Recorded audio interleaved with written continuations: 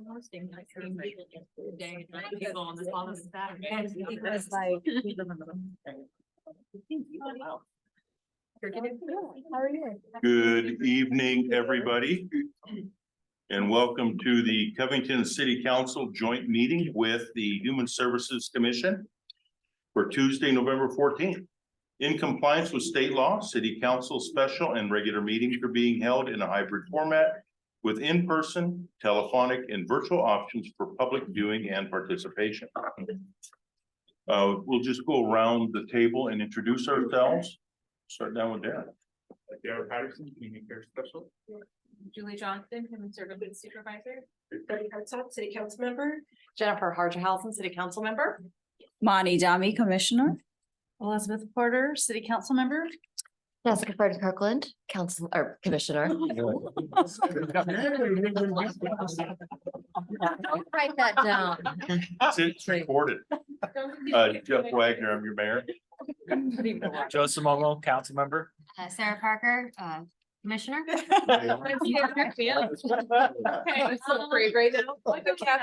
Commissioner. Sean Smith, well, I want to be an astronaut. Fair. I'm on the council. Regan Boley, I want to be Sean Smith. Covington City Manager. Crystal Bates, City Clerk. Thank you all for being here tonight.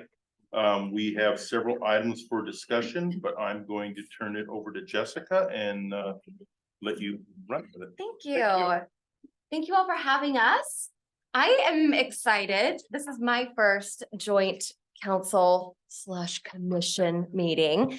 And we have prepared a presentation and overview of what we've done and looking forward.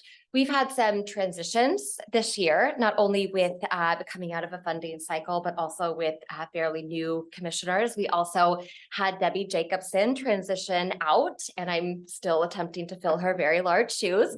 So we're excited to align tonight. And I think that is a really good theme to keep in mind is with all of the post-COVID changes and the economy changing and looking at the needs of our city and how do we quantify that? How do we better serve that? Alignment is definitely going to be a theme of the day. So next slide, please. Okay. So we thought it would be a good idea to recap 2023 thus far, especially since we've got some new folks in the room who might be just getting to know us. We do want the majority of our time together to be collaborative and to be conversational, but we wanted to thank you. Okay. You don't want to give me one of these. Yeah. Too much power. Yeah, between this and the microphone, it's a little dangerous.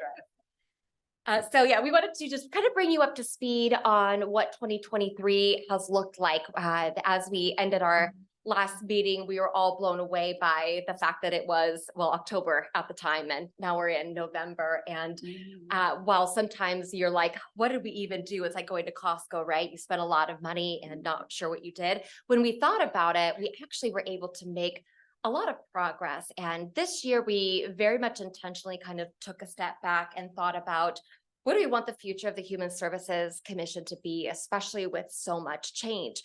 We're very lucky to have an exceptionally talented group of individuals. We are all very data-driven. We are all very much critical thinkers. We are all very in tune to the needs of the city and consistently ask ourselves, how do we better serve? How do we break down the barriers? How do we focus on enablement? How do we provide just-in-time agency support? Like we are very much focused on our fiduciary responsibilities in overseeing the funds that we've been given and ensuring that they meet the needs of Covington during the funding cycle, which is a big part of what we do, which we're going to come into another one, which is like crazy to think that that's only a few months away. We very carefully vet, consider, deliberate. We go through a very long process to make sure that every single dollar is allocated to a direct need, that the service units make sense, that we are being inclusive, that we are serving populations that might not be readily available served in other agencies. And so we're very particular about this process and take it very seriously. So that's a huge part of what we were able to do. And coming off of funding cycles, then we get to do things like agency visits. So this year we visited a new and the storehouse, which was such an amazing, refreshing visit. We're very excited about what the storehouse is doing and how they've been able to utilize funds. Julie's been wonderful about updating us on service units, which agencies are on track, which we're looking very, very good. We've got some updates there. We also reviewed and updated our commission bylaws. We just made some very minor changes, but once you transition leadership, it's important to make sure that the way that we're going about our business is representative of this particular group. So we changed the date and the time in which we met. That was I mean, this seems like a very small thing, but it's very representative of what it is that we need. One of the things I value the most about our relationships, and we've worked very hard on this. Sarah and I both joined mid-COVID. So post-COVID was when we even met each other in person for the first time. And we pride ourselves in having a very open, honest, transparent environment where folks can be very transparent about the things that are on their mind or how they want to participate in certain things. So we're able to make progress that way because we're not weeding through things that are unnecessary. And so I think that's really important to set the context that everything that we've done this year has been intentional. It's been very deliberate, and we want to be able to maintain this scientific mindset where we are validating our hypotheses, and we want to vet them, and we want to follow up, and we want to continuously move forward using any new data that we've had. So having Darren sit in on a few meetings has been absolutely wonderful. We also got to meet with the police chief earlier this year too, and really get some insight and feedback into the needs and the trends, which as we are, we've made these funding decisions, we've been able to allocate more than we usually have. You've got some agency information here in this beautiful color-coded chart to be able to follow up on those needs and get actual information from Darren, who's out in the field, about, are folks accessing these agencies? Are they actually able to take advantage of these funds? What are the trends that you're seeing? What are the needs that you're seeing? Is there anything that we've missed, right? Like, are there any problems that we haven't solved yet that need to be on our radar? We know that going into another funding cycle, the needs of the city will change as a population continues to grow. We see houses going up. We know that Lake Point is coming, and when we can get ahead of these things and start to maybe even predict some of these needs, we'll be in a better position to better handle and support our growing demographic. I'm trying to think if there's anything else that I missed. Outreach at Covington Place. Outreach is a big part of what we're doing, and looking at our marketing and communication has been an ongoing initiative. So that's something that's standing on our agendas that we talk about. We want to continue to reduce the barriers for folks to be able to learn about all of these wonderful agencies that we serve, and outreach is a big part of that initiative. And I would love to just, fellow commission members, is there anything that you wanted to add or elaborate on? Did I miss anything? I think you're good. I think you're doing great. Okay, thanks. Keep the ball rolling. All right. Okay, so funding, right? This is our biggest responsibility, is to align the city needs with the agencies in which we fund, and all agencies are performing well. So this is something that we check in on every single meeting, and performing well means you're on track to meet your service unit. So you're on track to do what it is that you said that you were going to do. And our agencies are doing very, very well. If we are in a position to reallocate funds, we usually know where those needs are going to go. We've got some pretty urgent, pervasive needs that happen throughout the city, things like youth, mental health, senior services. We really try to be diverse and inclusive with who it is that we're funding. One of the exciting things we've been able to do is provide Darren with a just-in-time fund. And so this fund is comprised of, what's the fund amount that we just? 2,000 for this year and 6 for next year. Yeah, so this particular set of funds is for Darren to be able to provide just-in-time support. And I'd love to hear a couple examples, Darren, of recent ones where you've been able to provide this support. I got a number of them. Just this last week, some folks were, the local Walmart, there's just been a number of people that have been camping unhoused and in need of services. Auburn runs a resource fair, so sending them over there on like an empty tank of gas, what they're telling me basically, hey, I can't make it there, you know, my fuel runs our heat, because they're basically sleeping in their travel trailer. And so to be able to use that directly to get them like a fuel card and maybe get them to the storehouse, but something to eat at the time, because maybe the distribution hours are only 3 days a week at this point. Yeah. Prime example of just being able to do it right then and there. Yeah, which is wonderful, right? We know that when the weather starts to change and it's colder outside, that those types of needs, whether it's a power bill or it's a jacket or something like that, we're able to get that direct need and enablement from the Probably won't city. be doing car bills just yet, Okay, but you get the gist. I get the gist. Yeah. Yeah. And those are, things that we talk about as well, so if there's new needs that are coming up and we need to take a look at, who are we funding currently? Obviously, we want to direct people to take advantage of these as well. But sometimes we find that there are some agencies that are larger, they might be serving Covington residents, but since it's not their entire area of expertise, it is still hard to get it. There are still metrics. There are still you qualify, you don't, or maybe you serve one gender or another. And so it's unfortunately, even though we've been able to fund agencies in a very meaningful way, there are still barriers to get these things. And so the handout that you have that Julie provided, it shows the year-over-year funding amounts that we've been able to provide. You could see the increase in 2023, 2024 due to the extra funding that we've received. But as you see in the historical human services funding, if you want to see how much that fund is, it has been pretty consistent over the last few years. And it's something that we want to talk about tonight as we think about how we move forward, is that we're going to be in a situation where we've been able to divert funds into some high critical areas like homelessness, like safe car parking, financial assistance, youth, mental health.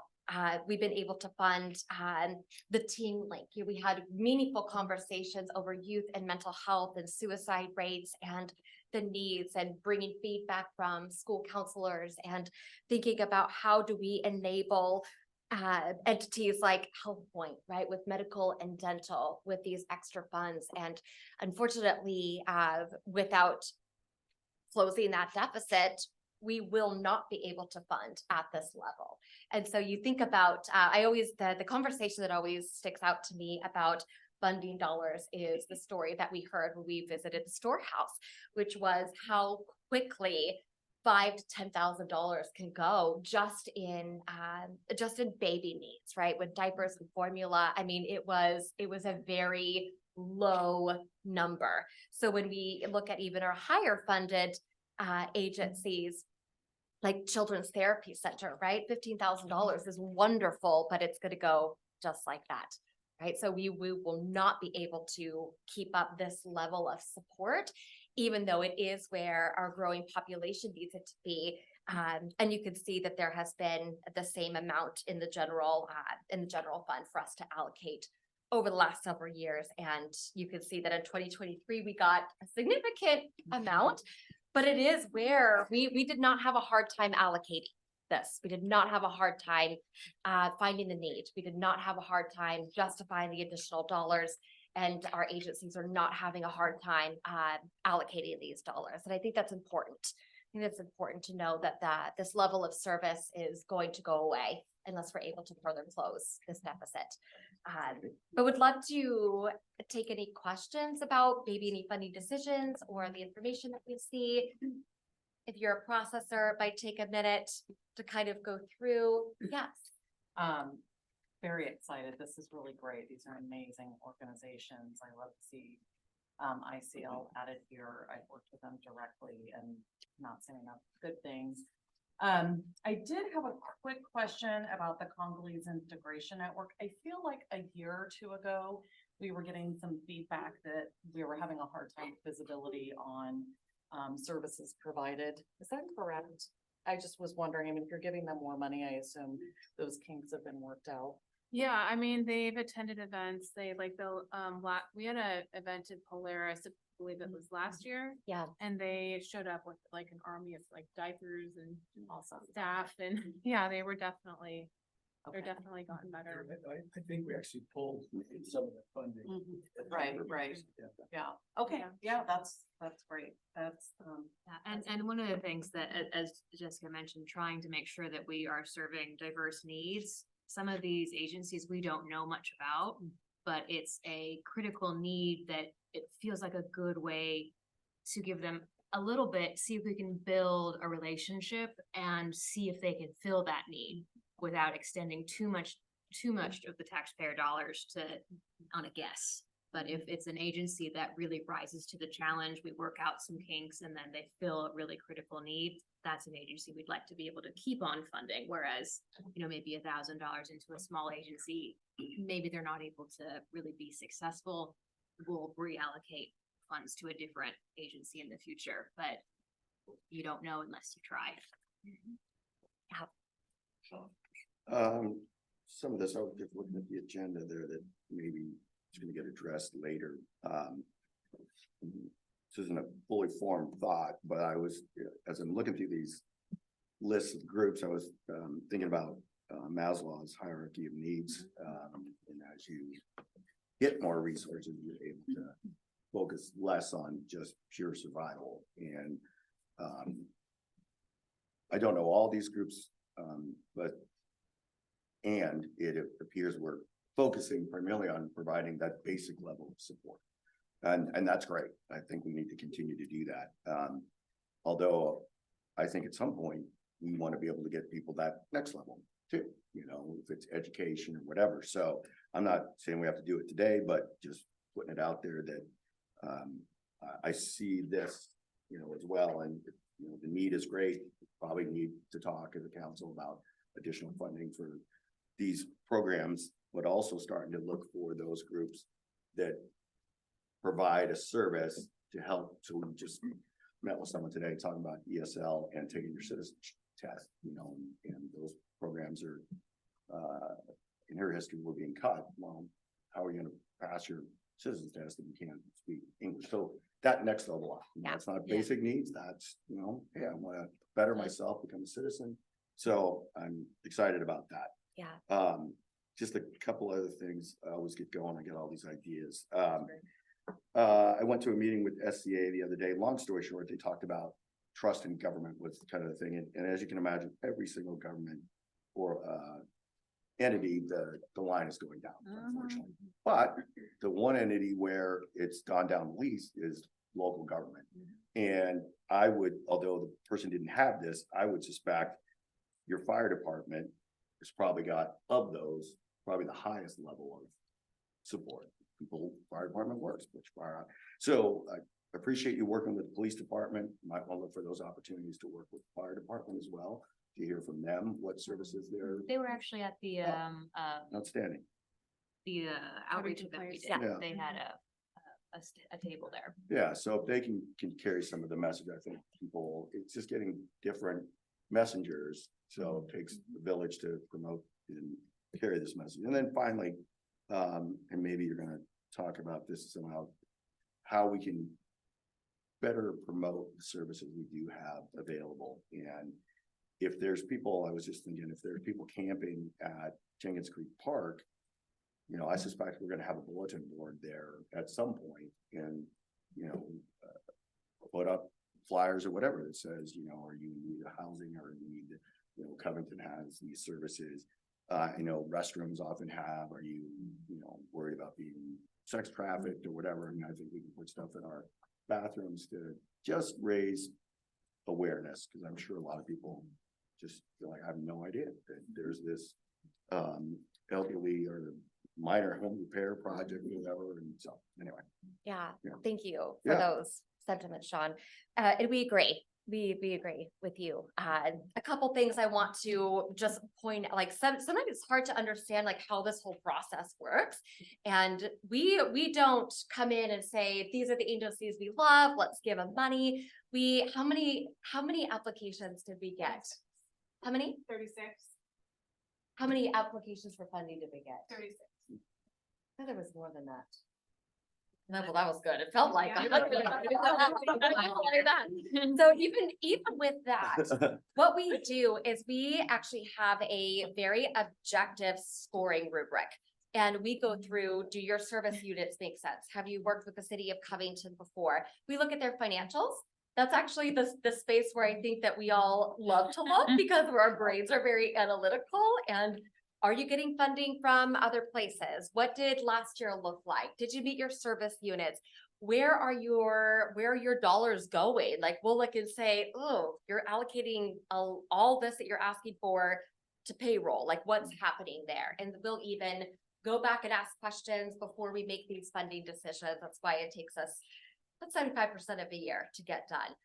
So everything is very well thought out, and we absolutely agree with your thought, Sean, that we need to be able to work out above and beyond the basic need, because you're right, there are other things out there. Unfortunately, because of where the general fund is, this is the only year we've had the extra funds to be able to do that. So ANEW is an organization that actually provides skilled trade training and focuses on women in skilled trades. And so that one's very exciting. And then we funded for the first time the Institute for Community Leadership. And so this is an organization that works with youth and provides them with leadership skills and training, and will even like transportation and accessibility, very important to us too. Like, are you open 24 hours?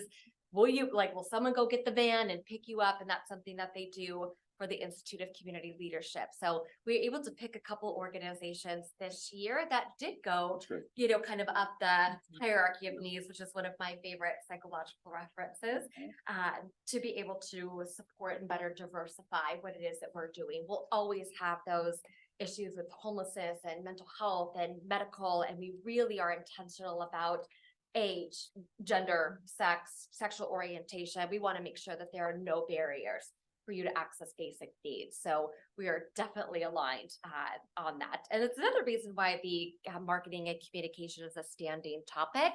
And one of the reasons why we had asked for an assessment to be done, which is one of the things we'll talk about as we go to what does 2024 and beyond look like. And so we wanted to open this dialogue with you by asking whoever wants to just kind of popcorn and throw something out. We want to know from you what you think the city's biggest challenges are. You could name one thing and throw it out. Maybe it's youth, maybe it's mental health, but what do you think the city's biggest challenges are? Food, right? Mental health. Mental health? Lack of mental health services. Mental health services, okay. Affordable housing. Affordable housing, yep. Funding for all of our wants and needs. No. I agree with all of those. I some others, and just, I think, drug use. Oh, sorry. Drug use, and then associated crime with that. So trying to get to the root cause of that. I think there's ways to support people, like giving them a skill, so they don't have to break into cars so anyway. Yeah. All of your concerns are things that we recognize all the time and that we hear about. So everyone is spot on, and we really want to align and see, how do we solve this together? If we call a spade, we don't have enough money to solve those problems unless we can close that deficit. This is my first meeting. I don't know how these things go, but I do know that we need more funds. Our population is growing, and to solve some of these big needs, we'll have to figure out what it is that we want to do. With a group that is very data orientated, one of the things that we have asked for and that we would like to ask for approval is an assessment to be done. And this assessment is very much in line with a lot of our neighboring cities and what they do to touch base with their populations and ask questions like, how do you access information? Right? That way we can better tailor our marketing and communication strategy. What are the biggest issues in your household? Maybe it's food, maybe it's mental health, but we would craft questions that allow us the feedback and data from our residents on their biggest need prior to this next round of funding, right? We were able to overfund financially, right? To me, this is a good level of funding. Obviously, I wish that we could have more, but since we're going to have to pull back if we can't close this deficit, things like food, mental health, affordable housing, we're going to have to cut somewhere. And if we have to be in a position to make those decisions, we need to know exactly where that need is. Assessments can be long, they could be a little expensive, they can be tedious, but there's no better value in the confidence and knowing that we have honored our fiduciary responsibility that the city's entrusted us with to be able to allocate these funds appropriately. And that's really important for us to align on, right? We don't want to shoot in the dark. We want to be able to be very specific and methodical and strategic about how we're allocating, especially if we are in a position where we're going to have to pull funds from some of these agencies that we were able to support. This year, they will not get that level of funding. You can see, even the differences, like the crisis line, we were not able to fund them last time. This year, we were. Same thing with the 211 instance, and then Teen Link, we weren't able to fund them. Institute for Community Leadership, that was a new one that we were able to fund. Mary's Place, Mission Africa, the Ubumwe, thank you, Women Association. Some of these agencies that are providing valuable services and increasing our need, right? Like that was a new agency, and what they do is incredible. Babies of Homelessness. I mean, it's gonna be hard to pull that funding. So we need to be strategic about where we're putting those dollars. Yeah, and going to John's point about trust in government, and we ask all of our agencies to provide data. Where were you? What have you done? It's accountability. If we're not asking our populations what they need, making sure we're funding it, and then coming back every few years going, what are your needs now? If we're not getting any progress, where's the mismatch? Is it because it's just simply not enough, or is it because it was the wrong spot to put the money? If we don't know what we're doing actually was effective, then we're just guessing every time. So being able to craft a simple, structured assessment that can maybe be a little bit time and money intensive now, but it's ready to go. We can keep on coming back to it and reusing it and track our data. And that's public information. We can use it for communications, for our funding allocation, for council data information. I think that ability to be accountable to our decisions for ourselves and the public is a critical part of that assessment. How much is that assessment tool cost? We need to scope it and wanted to be able to get permission to scope that and provide an estimate of what that would cost, including being creative by even seeing if the University of Washington would be interested in a partnership, things like that. Darren's got some great resources there as well. So we would love to be able to get approval to put an estimate together and present that for approval. We need to move quickly because we start in May. We will start reviewing agency applications in May. But we think that we can do it.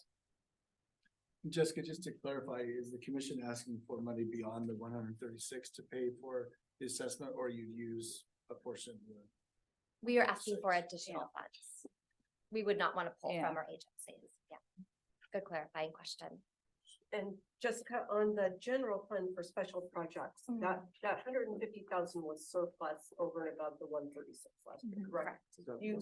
You still have some of that left? none of it.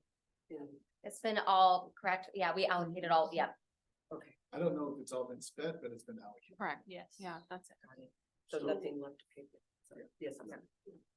So, just for people that are listening on the recording, we're not deciding on any of these funding amounts because that is done on every even year when you go through your funding cycle. So these decisions were made last year Yes. during budget season of 2022 for the next 2 years.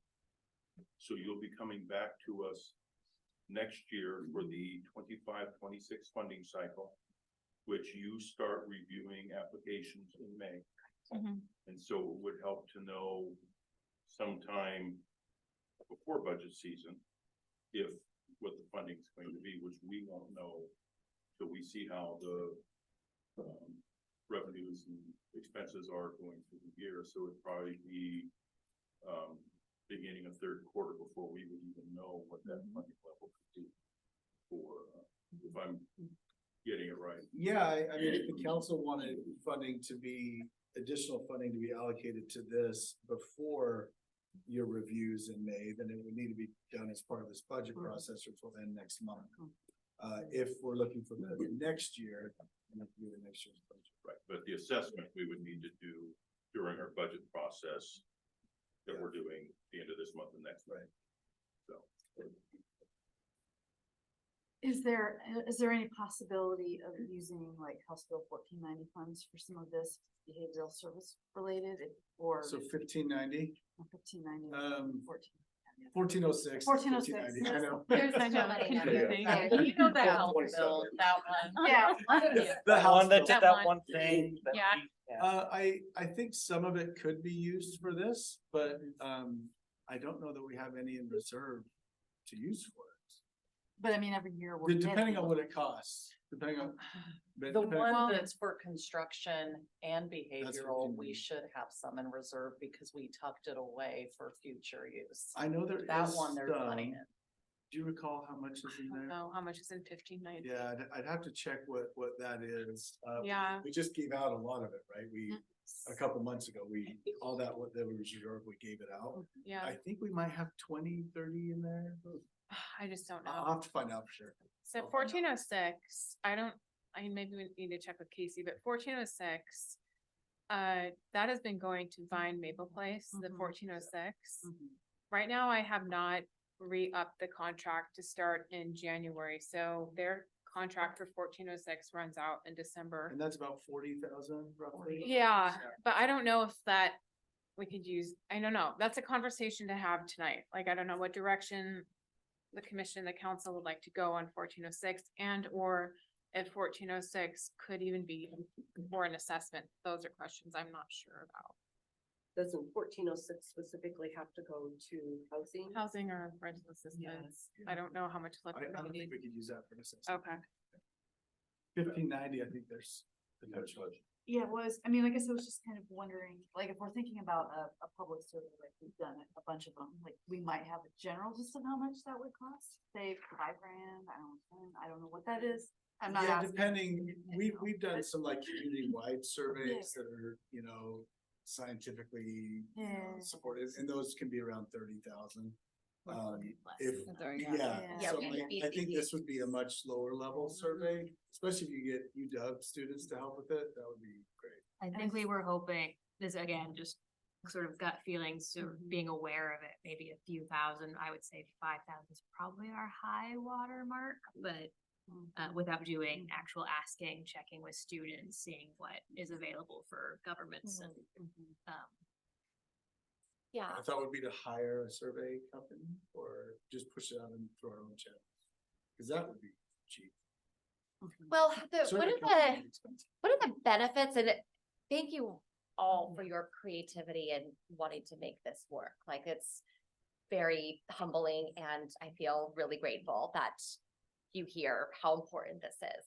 One of the benefits of hiring a company to help with this is, number one, we would be able to alleviate any bias in the way that the questions are structured. We're going to be asking questions about some very sensitive things.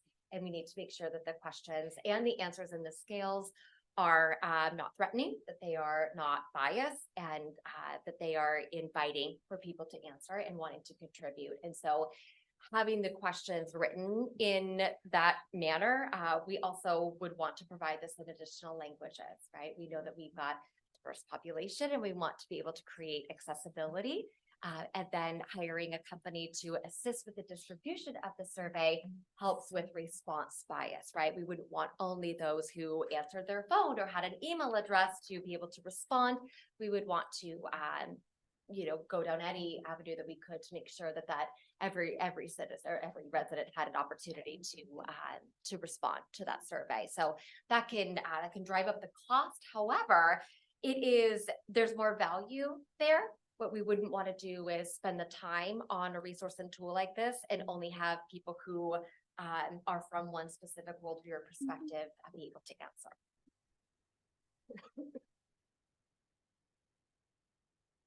So then what does that mean for the cost? I heard 20,000 in that statement. 20, no I way. heard more than Uh, that, I mean, honestly. yeah, I mean, I know on consultants, we've spent much higher numbers. Granted, that included more than a survey. Yeah, consultants are expensive. And I see what you're saying because it would be useless if it's anecdotal because we literally probably just named the top 3 things right here. But I understand the need because you want to make sure you're focusing on what actually are the critical needs and make decisions based on those. So it would be a waste of time and money if it's not accurate, but at the same time, like how much money is it? Really? But let me ask commission members, how long would it take, do you think, for us to get an estimate together? Like, could we turn that around in a few weeks? I imagine other cities have done it, right? Sure, yeah. Probably as a template out here. I think if we had kind of a scope of work you were looking for, that may need to be edited from other cities depending, and then get that to a couple vendors, they should be able to get back to you pretty quick. I'm fine with moving forward with get an estimate of what the cost is before we can make a decision. on Yeah. it. Yeah. Ready to go. I mean, that's my opinion. I don't Yeah. know what the rest of the council. I'd feel way more comfortable getting an estimate, seeing how much this is gonna cost. I Oh, know that sure. I know that estimate's gonna be, right now, we're looking at anywhere from 0 to 100,000, of course, but I'd like to definitely get that narrowed down, so. I think it would be an interesting thing to get the pros and cons of how much value is it to get a slightly more expensive one? If it starts going only a little bit more value to a lot more money, then You're better off using. the better resources, off yeah. going, using your resources where they solve a need. When do you all need to make your budgetary decisions by? So December 12th is when the Okay. budget will be adopted. Okay. So So if that's a month. we, by the end of November, we're able to get an estimate, would that give you enough time to make that decision? I would prefer information before our second meeting in November so that we would have the opportunity for questions. So that's the 12th. Right? I mean, That's because like the coming up. 12th, So that's- the Yeah, 12th that's we two days. vote on the Yeah, budget. that would be- Right, I mean, but, And thank you but for you the guys holiday. understand what Yeah, council understands what I'm absolutely. saying. We Yeah. vote on the 12th, yes or no. Mhm. So it's like throwing something at us on the 12th Okay. is likely not helpful. in your favor. So just, we start preparing agendas a couple weeks in advance. Sure. And so that doesn't give you much time to have it on the agenda. Right. So it might be something that is just brought, later to council, so it wouldn't be part of the agenda packet. Just sent to us in an email. As soon as we get it. Yeah, yeah. And I mean, that's Yeah. fine. I just know I need to see it before I'm voting Oh, on it. Yeah. absolutely. Is there council consensus to move in this direction? Thumbs up. It's down. That's a good question. Yeah. If we all did our thumbs up. Is there a potential grant out there to fund, or do you think we're too late in the cycle to go after a grant to pay for the study? I don't know. B, based on how long it takes us to review grants, we're probably too late in our own timeline. Yeah, but that's a great question. Is it possible for staff to dig into that, what is in reserve, what we might be able to afford, just. And I know that you're talking about, I mean, you're going to start reviewing the grants in May. But I assume you're gonna start scoring them and probably won't start making the final decision, you said, until Q3, right? So if there's an opportunity for additional House Bill 1590 funding to come in, that we might be able to throw at a survey, if the survey comes along in the spring, maybe, I mean, and especially if there is a vendor that's proctoring it, and so that kind of gets taken off the plate of staff and commission. Would that be a timeline that would be workable if we could get an? It's not ideal, and here's Yeah. why. I know it sounds like May to, gosh, when do we have these things wrapped up? Yeah. September? I mean, it's really across 3 meetings, Mhm. where the first one we're organized. I mean, we're doing a lot of work at home. We're showing up to the meetings with our scores, having meaningful discussions. Like, we have a timer, like it's a 7-minute conversation, so we can make sure that we're not there all night. To then layer in that data would just be a lot, and not like, oh, we can't do it. I would be worried about be able to digest it in a manner that's meaningful to then align with those funding decisions.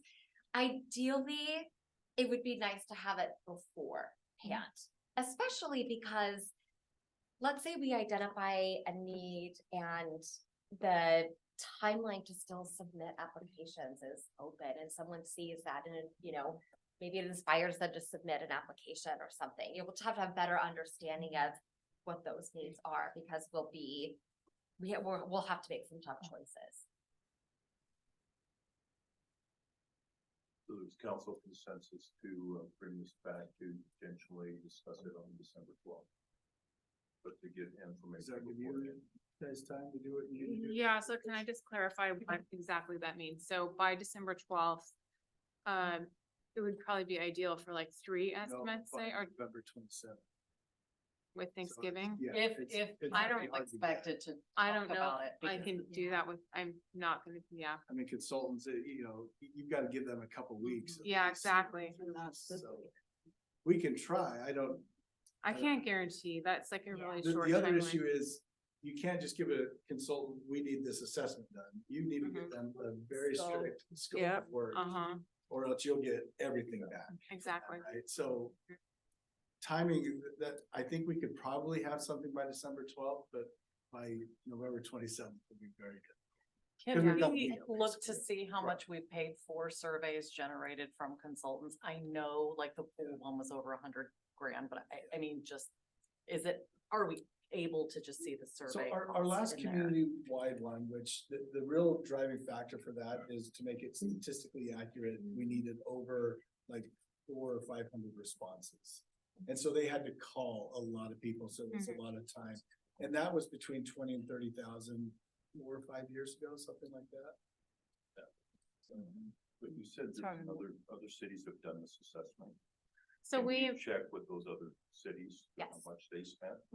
the last time we did this was 20 years ago. And 20? yes. And it was when Victoria was here, and it was with UW. So I have a feeling, and Darren has mentioned he has contacts, is it Central? Yeah, Dr. Schaefer. Yeah, so there's a good chance between Central and UW that we could find so maybe some graduate students that really want a project. So I feel like that's definitely within the realm of possibility. And I don't know how, 20 years ago, I don't know how much it would have been, but I don't think it'd be 30 for that. But then using interns or college students that want the credits, it's gonna be a lot of hand holding, I would think, for all of you. Grad students. Yeah. Some Right. grad Yeah. students are good. Yeah. I trust, I don't know, maybe I'm They're naive, doing it but for free. yeah, They better. Yeah. They're usually pretty hungry. yeah. Get a couple pizzas, some sodas, you're good. Yeah. Friday night for them. We've got a talented commission as Yeah. well. I mean, Yeah, we've we've got, started scoping some questions, Yeah. so we have something to go for. It also sounds like there may be a benefit to do some internal research, what funds we have on hand, what we paid in the past, reaching out to other cities, getting some comparisons. Maybe seeing some interest from the schools, can this be arranged? But there's also that time crunch. It Right. may just be, this is a thing of value that we all agree we should be doing, but it can't be in place for this next cycle. Let's do it properly and make sure it's in time for the next cycle. I think that sounds really wise, because if it's $20,000-$30,000 that won't go to an agency that we all know from data and time and experience that is going to really need it, then that's a lot of resources. It's a hard decision. I think that we're going to hold, which again, we wouldn't have to have the survey of all surveys, right? Like it could be a narrow scope that's directly related to the funding. I think we would need to brainstorm how, as a council and as a commission, we intend to strategically and properly make these cuts in funding without the data. Because that's, that's on the other hand, like, what's the risk or the con there in waiting for the ideal situation would be, we're going to be shooting in the dark who we pull funding from. Especially if we don't get any more funding. Because right now it's like Christmas list, you get money and you get money, not that we're doing that. But who do you pull from? Like what? Behavioral health or homelessness or both, right? Because they're so interconnected. So we could also do like if we made some phone calls to some of our neighboring cities and they're like, yeah, for maybe a 10-question survey, it costs us $5,000 to $10,000. I don't know how comfortable it would be to say, don't spend over $10,000. And now we have a budget and it's up to us to fit within that particular scope based on funds available. That could be another approach that could help us, kind of be in the middle there. I definitely hear that we're all aligned that this is a need and it's important. And so however we want to move forward with that, we could either try to get something together, or maybe we can start by making some phone calls and saying a ballpark of how much it costs, while in tandem, we're looking at other funding resources that you might have available and saying, okay, this might be a comfortable amount that we feel like we can get it done. I don't know if that's an option, but I'm just throwing it out there.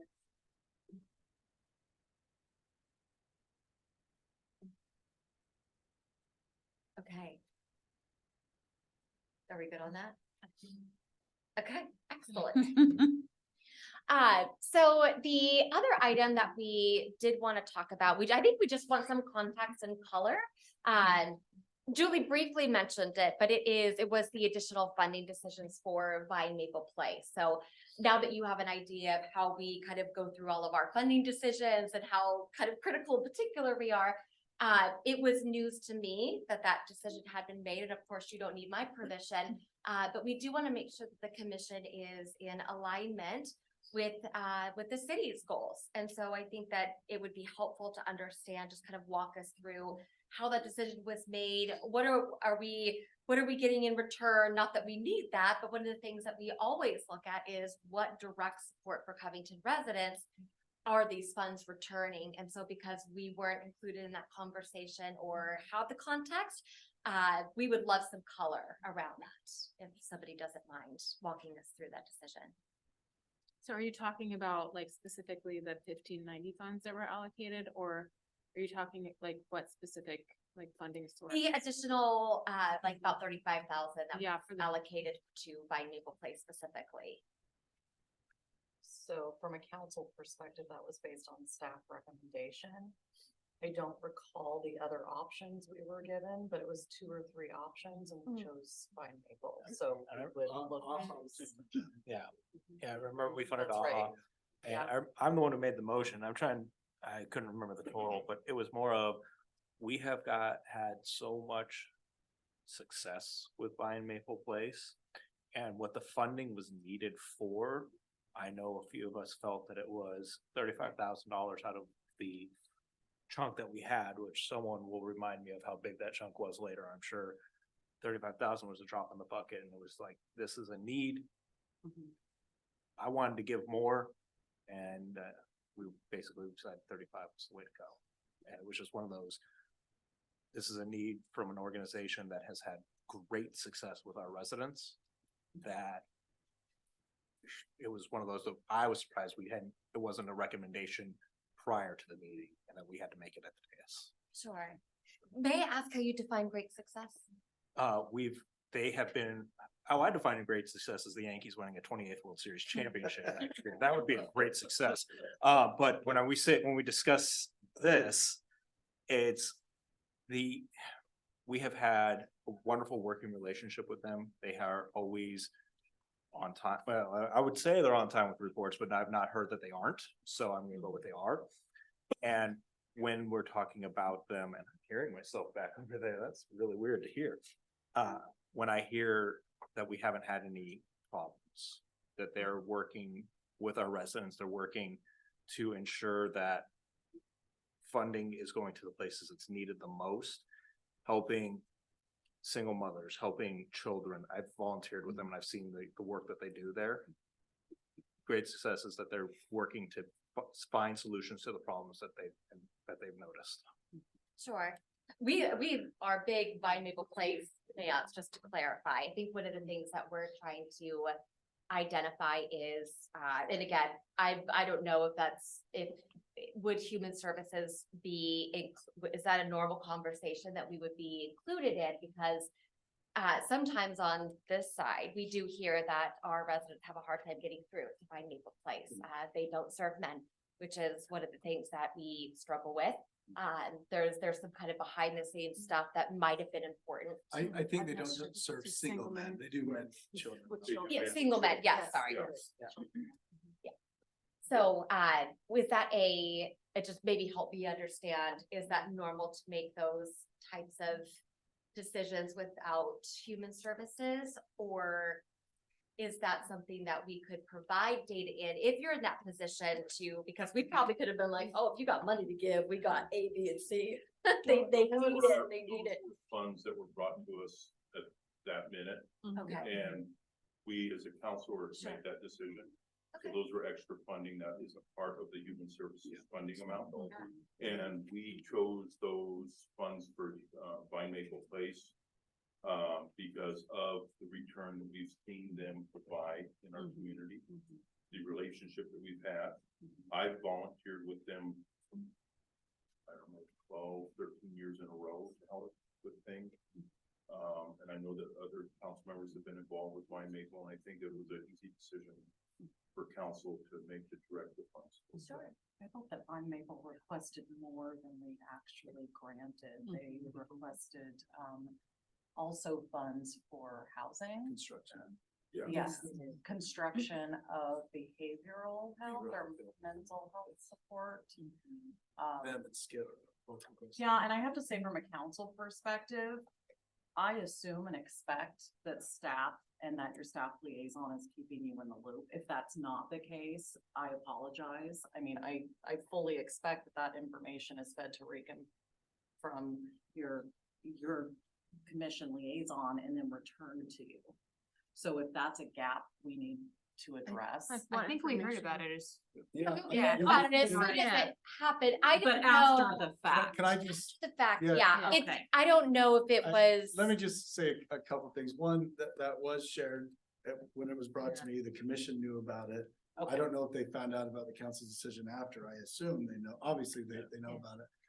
But this item and the last time we just discussed were not on this agenda. And so we're just not prepared to discuss them tonight. And so I apologize about That's that. okay. Otherwise, we would have had all the information we So- need to provide that. And, you know, I know the council got put on the spot a little bit. Well, why did you fund Vine Maple Place 35,000? We need to prepare them in advance. That's why I put it on the agenda. Yeah, and I think- I'll speak up a little bit more on it, but Beth, do go. Yeah, first. I mean, I think probably one of the biggest things that we all, like you asked us what we felt our needs were in the community and what would we say, behavioral services, housing, those are the things we consistently hear. And when we do have a decision like that, like Vine Maple Place checks a lot of those boxes and they show up to our community events, they're plugged in. And then, of course, AHA coming and pulling them in, you know, that's a new partnership that we're trying to develop. you know, the staff and you all have helped that, so I think we're looking at that when we have to make those more, quick decisions. Yeah. Yeah, that's of the big- course. that's- Yes, and we We've appreciate, only got a few minutes left. yeah, I just want to, I appreciate the color and I think my wanting to understand where that decision came from was to go back to our theme of alignment, right?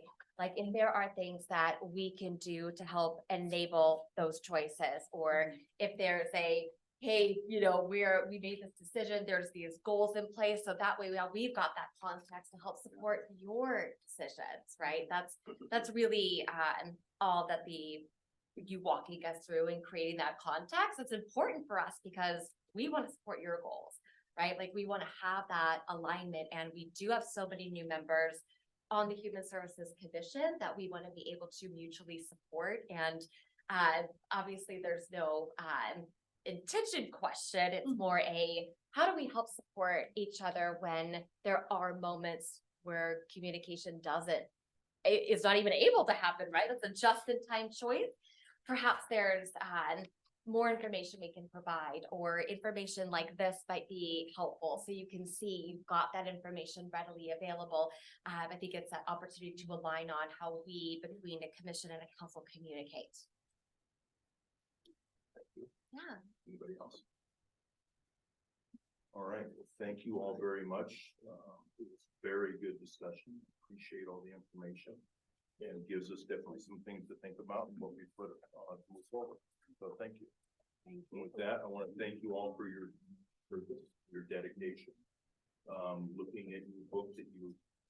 Yeah. I really appreciate seeing that. I'm sure you guys. And thank you to Julie's assistant Yeah. Oh, for right. putting the binder together. It was a work of art. Yeah. It's so much easier to review. I really thought it was just something Catherine did for arts and crafts is really what I was thinking about. I'm a fancy. Yeah. So thank you all very much. This meeting's adjourned. Thank you.